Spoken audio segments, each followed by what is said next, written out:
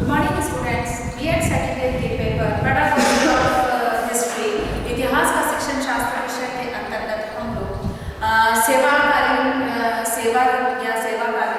अध्यापक शिक्षा के बारे में अध्ययन कर रहे थे, जिसमें कि हम लोगों ने सेवाकालीन अध्यापक शिक्षा क्या है, उसके लिए क्या मतलब कार्यक्रमों को क्या कौन से कार्यक्रम उनके लिए निर्धारित किए गए, क्या ही कहा जाए कि जो हमारी शिक्षा नीति बनी थी 86 की, उसके बाद क्या किस तरह से कार्यक्रम को सुनिश्चित करने का एक सुझाव या प्रावधान रखा गया था, उसको हमने देखा। उसके बाद में हमने सेवाकालीन शिक्षा कार्यक्रम के जो है सुझाव या उनके प्रशिक्षण कार्य से उनके सुझावों के बारे में अध्ययन हमने किया था। आज हम इसके लक्ष्य या इसके इनके लक्ष्य के बारे में अध्ययन करेंगे कि सेवाकालीन अध्यापक शिक्षा के प्रशिक्षण कार्यक्रम के लक्ष्य क्या है, क्योंकि ये एक तरह से कहा जाए कि बिना लक्ष्य के किसी भी कार्य को पूर्ण नहीं किया जा सकता, इसीलिए इसके लक्ष्य के बारे में हमें पता होना अनिवार्य है। सेवाकालीन प्रशिक्षण कार्यक्रम के लक्ष्य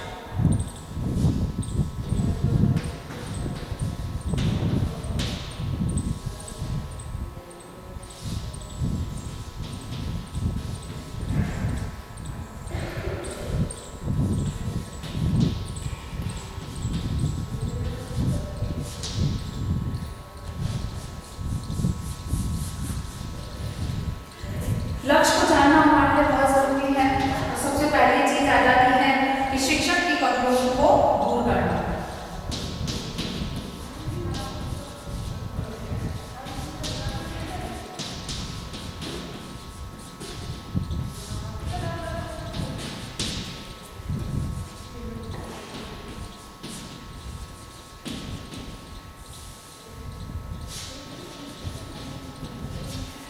क्योंकि प्रशिक्षण कार्य के दौरान बहुत सारी ऐसी चीजें हैं, जैसे कि फॉर्मली जो जैसे बीएड वगैरह जैसे कि कुछ अगर कमियां रह जाती है या शिक्षक स्वयं में कोई कमी रह जाती है तो उसकी पूर्ति के लिए प्रशिक्षण कार्य का आयोजन किया जाता है, इसका होना अनिवार्य।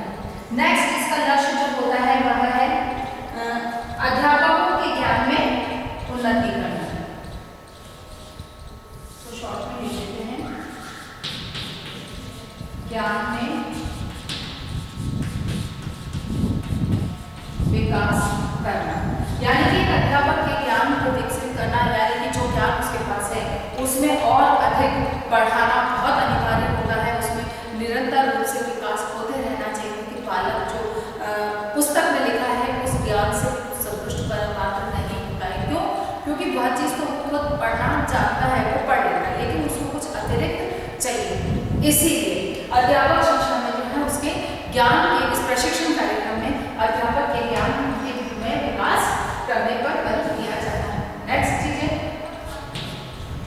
वह आता है शिक्षण विषय और विषय वस्तु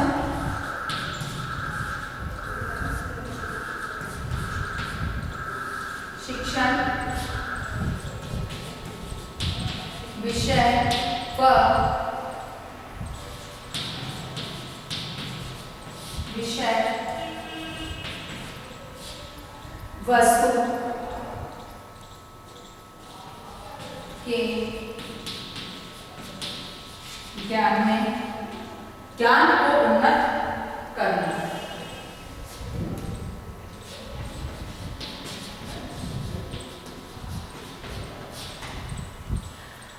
शिक्षण के सामान्य ज्ञान के विकास की जो बात की, वहीं पे शिक्षण विषय वस्तु जो उसका अपना शिक्षण विषय है और जो उसकी विषय वस्तु है उससे संबंधित जो उसका ज्ञान है उसमें और अधिक विकास करना, उसे और अधिक उन्नत करना।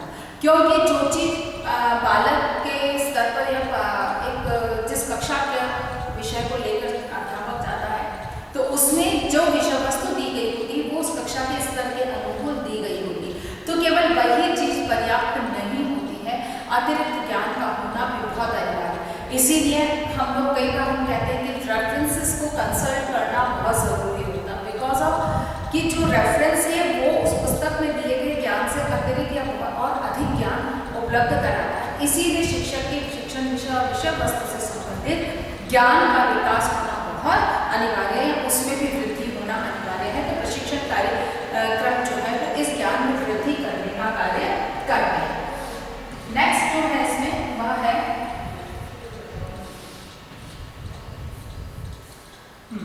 परिवर्तन के एजेंट के रूप में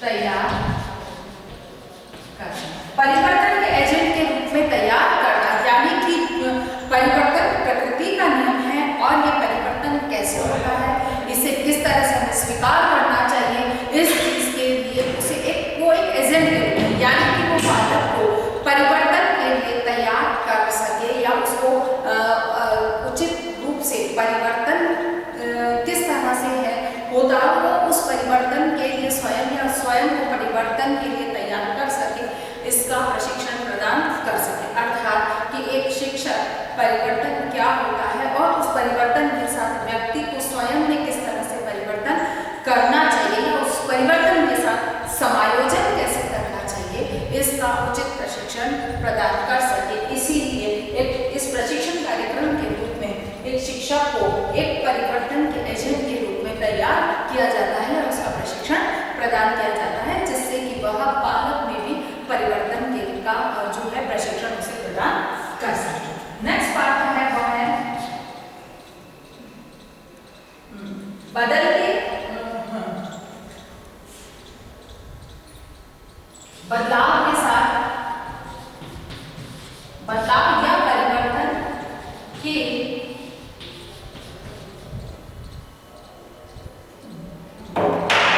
साथ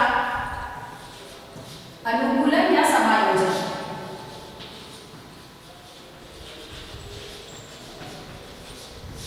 अनुकूलन या समायोजन की जो प्रवृत्ति है उसका होना बहुत अनिवार्य है।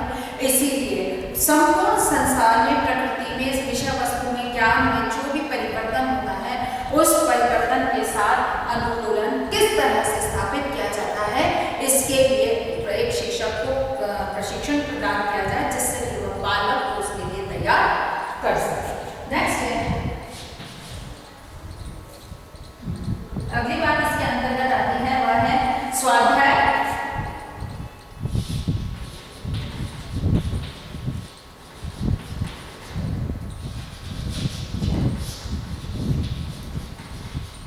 स्वाध्याय की आदत का विकास। एक शिक्षक के लिए स्वाध्याय की आदत होनी चाहिए।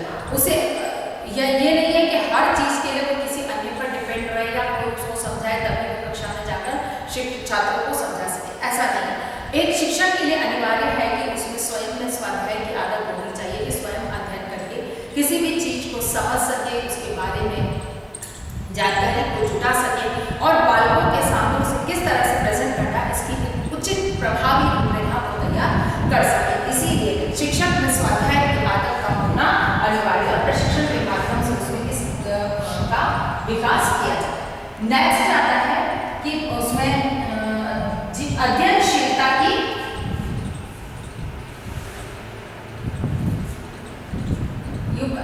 जीवन पर्यंत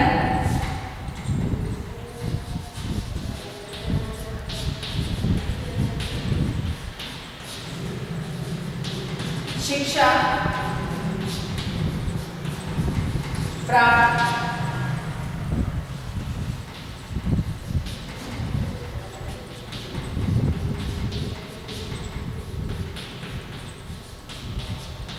जीवन पर्यंत शिक्षा प्राप्त करने के लिए तैयार रहना चाहिए। अर्थात क्योंकि कहा जाता है कि मनुष्य की शिक्षा जन्म से लेकर मृत्यु पर्यंत चलती रहती है, तो कहीं भी ऐसा ना हो कि उसे ये शिक्षा आगे प्राप्त करने की हमें आवश्यकता नहीं, क्योंकि जब हम कहते हैं कि उसकी ज्ञान में वृद्धि होनी चाहिए विषय वस्तु और उसकी शिक्षण विषय वस्तु में विकास होना चाहिए, तो वो सब कुछ कैसा होगा जब वह शिक्षा प्राप्त करने स्वाध्याय की आदत को साथ में अध्ययनशील होना निरंतर रूप से उसके लिए अनिवार्य है। अर्थात कि वह निरंतर रूप से शिक्षा प्राप्त करने के लिए तैयार रहे। ऐसा नहीं है कि बस इतने डिग्री हो गई पर्याप्त, इससे आगे तो ठीक है हम जो है उसी को अध्ययन कर रहे हैं, नियमित पढ़ते हैं, कक्षा कक्ष में जाकर पढ़ा रहे हैं, लेकिन आपने अतिरिक्त क्या प्राप्त किया, अतिरिक्त जानकारी कहाँ से आई और अधिक आपका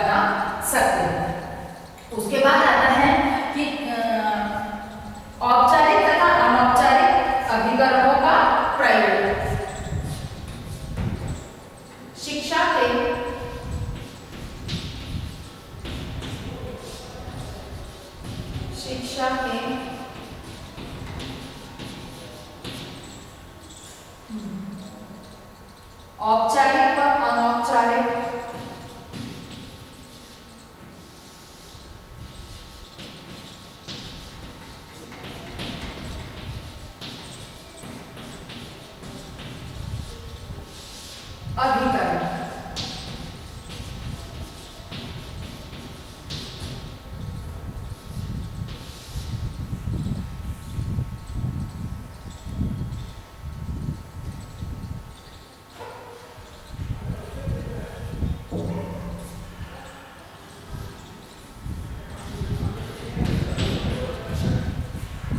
अभिकरणों का प्रयोग। एक अध्यापक में औपचारिक और अनौपचारिक जितने भी शिक्षा के अभिकरण हैं, चाहे वो विद्यालय है, पाठ्य पुस्तक है, अन्य कोई सहायक सामग्री है, कुछ भी है, या अन्य कोई संस्था है, कोई भी संसाधन है, जितने भी अभिकरण हैं, चाहे वो मानवीय है, संस्थागत है या भौतिक है, जितने भी अभिकरण या जितने भी स्रोत है, उनका उपयोग केवल यहाँ अभिकरण तक ही हम सीमित नहीं रहना। यूँ समझना चाहिए कि जितने भी शिक्षा के लिए जितने भी उपकरण उपयोग में आ सकते हैं, जितनी भी संस्थाओं के माध्यम से प्रशिक्षण प्राप्त करने के जितने भी अवसर प्राप्त हो सकते हैं, उनका उपयोग करने के लिए उसमें तत्परता रहनी चाहिए, या उसमें ये इच्छा बनी रहनी चाहिए कि मुझे इसका उपयोग करना है, या इस के द्वारा जो प्रशिक्षण दिया जा रहा है उसका हमें प्रशिक्षण प्राप्त करना है। कहने का मतलब ये हो गया कि जितने भी अभिकरण हैं, औपचारिक या अनौपचारिक जितने भी अभिकरण हैं, उनके विकास के लिए मतलब उनके उपयोग के लिए उसको हर समय तैयार रहना चाहिए, और इसके लिए उसे सूचनाएं, क्योंकि प्रशिक्षण के माध्यम से समस्त सूचनाएं उसको आसानी से प्राप्त हो सकती हैं। नेक्स्ट आ जाता है इसमें अध्यापक को गैर शिक्षकीय पदों के लिए तैयार करना।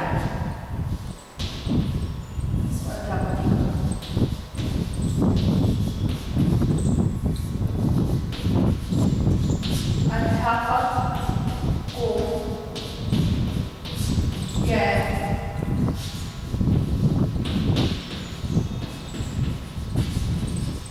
शिक्षकीय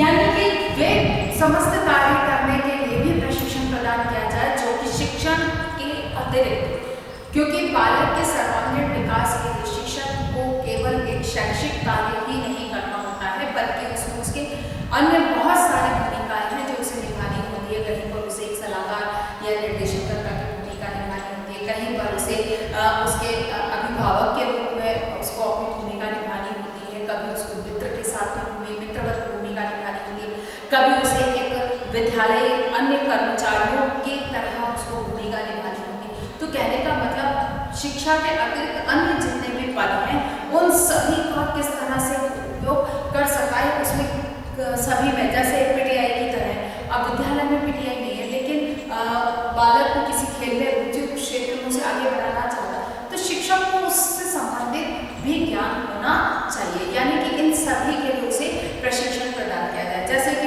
अभी लास्ट ईयर भी जैसे था कि सभी विद्यालयों में अध्यापिकाओं को विशेष रूप से कराटे का प्रशिक्षण दिया गया था। ये सेवाकालीन प्रशिक्षण का ही एक हिस्सा था। क्योंकि बालकों को हर विद्यालय में कराटे अध्यापक नहीं नियुक्त किए जा सकते हैं, तो कराटे क्या है, जीवन रक्षा के लिए लड़कियों को किस तरह के कौशल की आवश्यकता है, अगर उस कौशल में शिक्षक को प्रशिक्षित कर दिया जाए तो वह शिक्षक छात्रों और अपनी बालिकाओं को आसानी से प्रशिक्षित कर सकते हैं। इसीलिए गैर शैक्षिक पदों पर कार्य करने के लिए भी उनको प्रशिक्षण प्रदान किया जाता है। नेक्स्ट है चुनौतियों को, जीवन की चुनौतियों को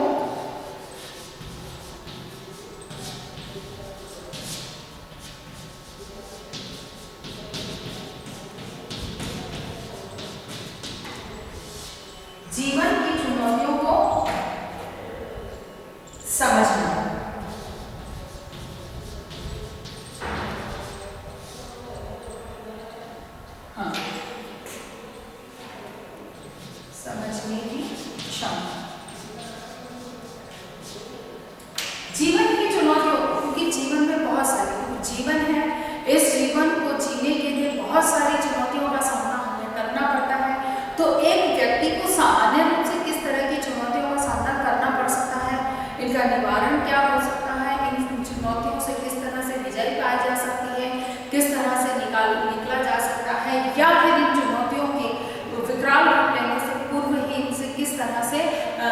निपटा जा सकता है। इसका प्रशिक्षण एक अध्यापक को स्वयं को होना चाहिए, तभी वह जीवन की चुनौतियां और उनसे निपटने के समस्त उपाय छात्रों को सुझा सकते हैं या उनको उसका प्रशिक्षण प्रदान कर सकते हैं। इसीलिए जीवन की जितनी भी चुनौतियां हैं इनको दूर करने के लिए या उनसे निपटने के लिए सेवाकालीन प्रशिक्षण कार्य शिक्षक को प्रदान किया जाता है। अर्थात कि एक शिक्षक में संपूर्णता को, जहाँ विषय वस्तु के ज्ञान पर बल दिया जाता है, वहीं पर उसके विकास पे, स्वाध्याय पर, उसके प्रशिक्षण पर, हर तरह के प्रशिक्षण पर बल देकर उसे सुयोग्य शिक्षक बनाया जा सकता है। अब इसके लिए किस प्रकार के उपाय सुझाए गए हैं कि किस प्रकार के कार्यक्रम, या यूँ कहा जाए कि किस तरह से हम एक शिक्षक को इन लक्ष्यों की प्राप्ति के लिए हम किस तरह का कार्य कर सकते हैं। तो यहाँ पर आ जाएगा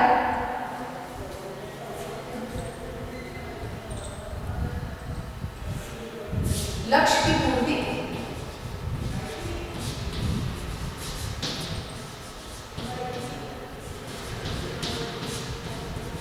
प्राप्ति के प्रयास। लक्ष्य की प्राप्ति के प्रयास, जो हमने लक्ष्य देखे, इन लक्ष्यों को किस तरह से प्राप्त किया जा सकता है। तो सबसे पहला है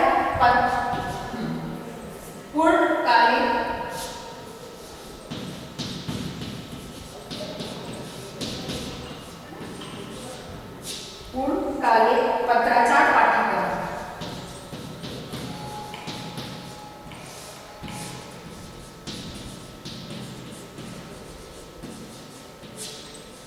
पूर्णकालिक पत्राचार पाठ्यक्रम यानी कि पत्राचार के माध्यम से मतलब शिक्षकों के प्रशिक्षण का कार्यक्रम किया जा सकता है। पूर्णकालिक का मतलब ये हो गया कि कुछ समय के लिए, पूर्णकालीन यानी कि उसकी पूर्णता तक जितना आवश्यक, जितना जैसे कोर्स 4 महीने का, 6 महीने का कोर्स है, तो पत्राचार के माध्यम से शिक्षक उसे पूरी तरह से केवल जैसे विद्यालय में जाकर उसे शिक्षा प्राप्त करता है, वह नहीं है। पत्राचार पाठ्यक्रम है यानी कि उसका एक निश्चित शेड्यूल है, उसी टाइम पीरियड तक उसे वो प्रशिक्षण प्राप्त करना होता है। इसीलिए पत्राचार पाठ्यक्रम के माध्यम से उसे प्रशिक्षण प्रदान किया जा सकता है।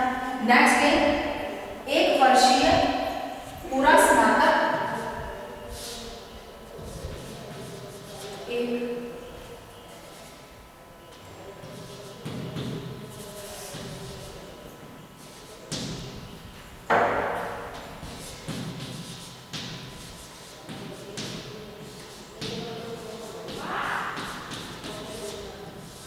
एक वर्षीय पूरा स्नातक डिग्री, जो कि हम बीएड और आदि के माध्यम से जो प्राप्त करते हैं वह।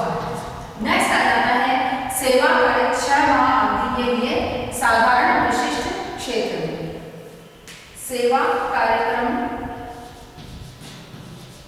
सेवा कार्य, ठीक है ना। ये क्या हो सकते हैं,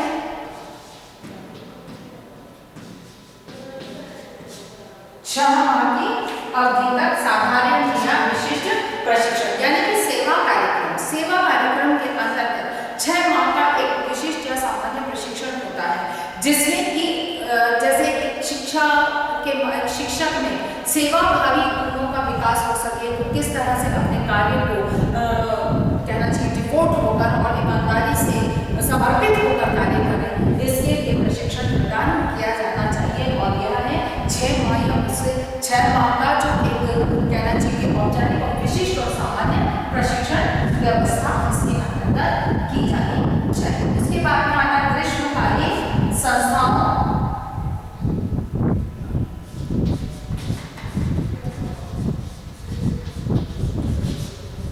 ग्रीष्मकालीन 2 चीजें हैं, संस्था या शिविर।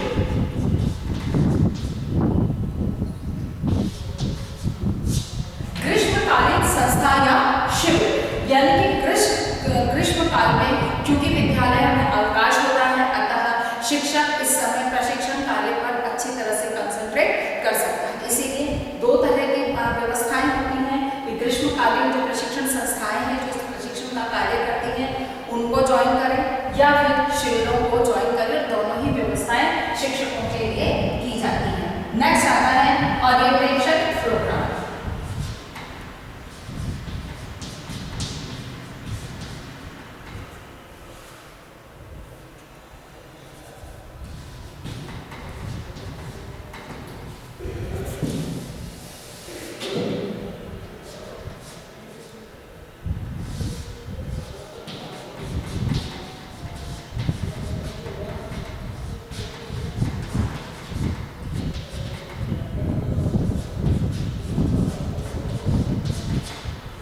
ओरिएंटेशन प्रोग्राम जिसके अंतर्गत कि एक किसी भी विषय से संबंधित जैसे कोई नई खोज हुई है, नया अनुसंधान हुआ है, तो उसके बारे में ओरिएंटेशन प्रोग्राम के माध्यम से हम शिक्षकों को जानकारी प्रदान कर सकते हैं कि अमुक विषय से संबंधित ये नया शोध हुआ है, इस शोध के परिणाम ये हैं, इन परिणामों का एक बालक के ऊपर या विद्यालय व्यवस्था के अंदर या बालक को शिक्षा प्रदान करने में किस तरह से उपयोग में लाया जा सकता है, इसका क्या लाभ होगा, इसके क्या दूरगामी जो परिणाम है किस प्रकार के होंगे, बालक के जीवन को ये किस प्रकार से किस उद्देश्य की पूर्ति करेंगे।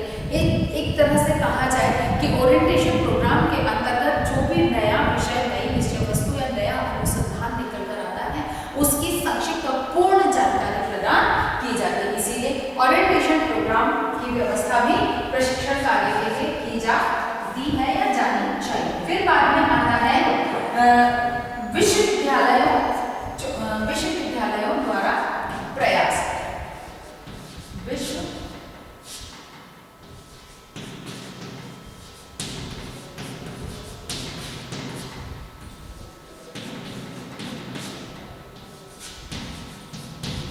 विश्वविद्यालयों द्वारा प्रयास किए जाने चाहिए, क्योंकि विश्वविद्यालयों में उच्च शिक्षा से संबंधित जैसे कि प्रशिक्षण कार्यक्रम आयोजित किया, शिक्षक प्रशिक्षण की व्यवस्थाएं करने पर सुझाव या बल दिया गया, तो ऐसे में इन्हें भी सेवाकालीन शिक्षकों के प्रशिक्षण के लिए प्रयास किए जाने चाहिए। उसके लिए विश्वविद्यालयों को भी प्रोत्साहित किया जाना चाहिए कि अपने यहाँ अपने अधीन या अपनी मान्यता के अंतर्गत छूटे भी विश्व प्रशिक्षण संस्थान है उनको वो इसके लिए प्रेरित करें कि सेवाकालीन शिक्षकों के प्रशिक्षण की वहाँ पर व्यवस्था की जाए या आयोजित करें।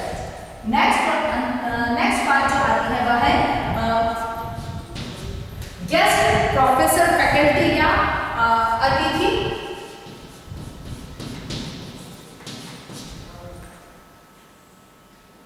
क्या कहेंगे इसको?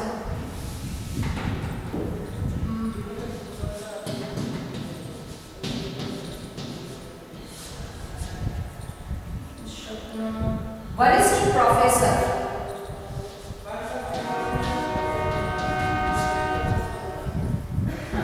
वरिष्ठ प्रोफेसरों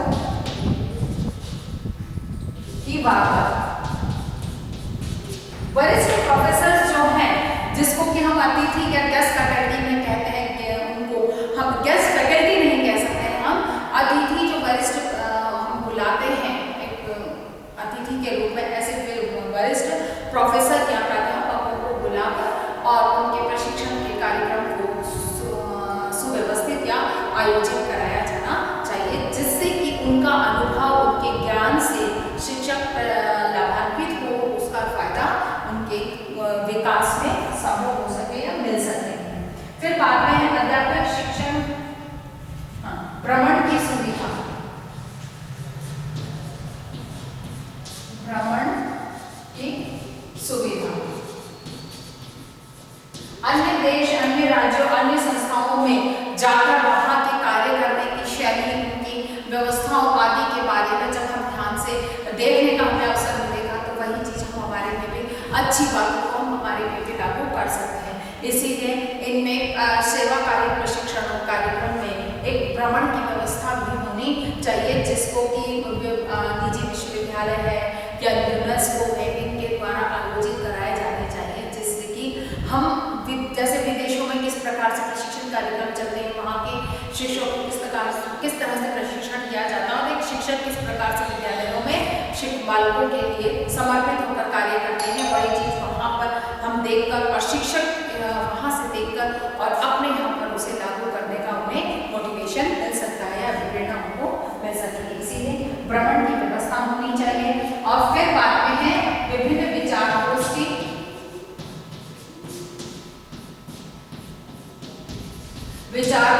सेमिनार आदि का आयोजन समय समय पर होते रहना चाहिए।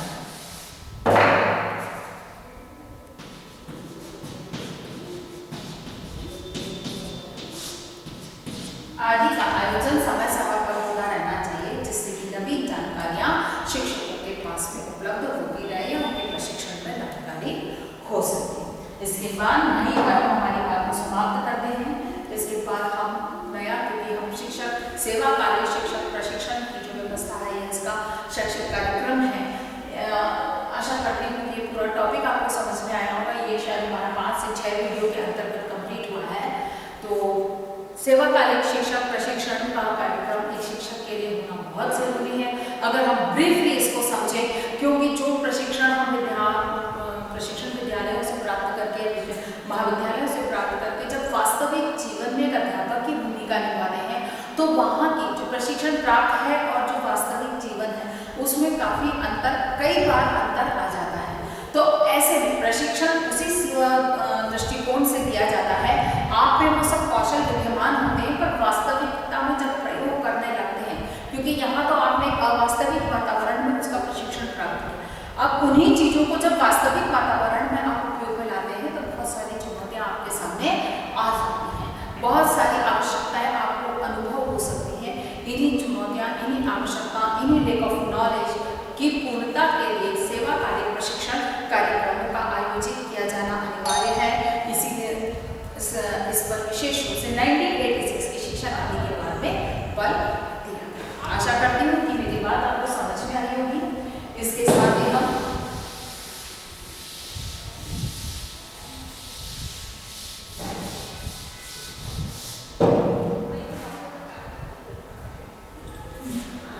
हमारा होमवर्क हुआ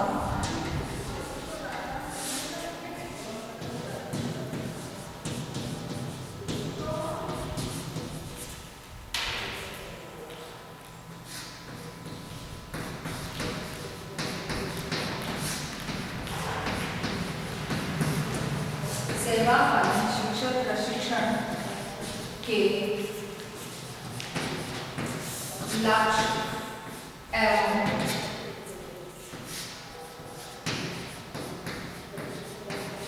प्रयासों को